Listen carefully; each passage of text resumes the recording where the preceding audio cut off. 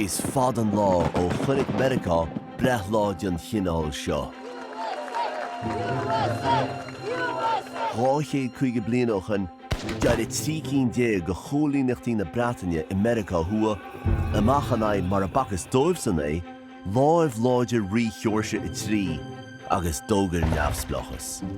An focail fearra a bhí acu ná victory or death, ua nó bás. Nuair a chúla an rí Saoirse, dúirt sé chahamid smacht áil orthú, chahamid maistrucht áil orthú. Ach sí le rebelúige nó na tír ráthúdaí mar a thug siad ar a péin, a tháinig amach an tosa. We were no longer 13 colonies, we were 13 states, the United States.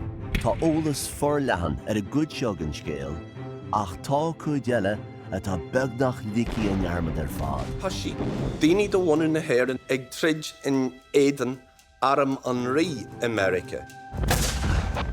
Bhí Gael idir éad agus bhrá fitte fuite I chulaigh né agus ar an dáthíomh den chaiblinch, Mheiricánach agus Breataneach.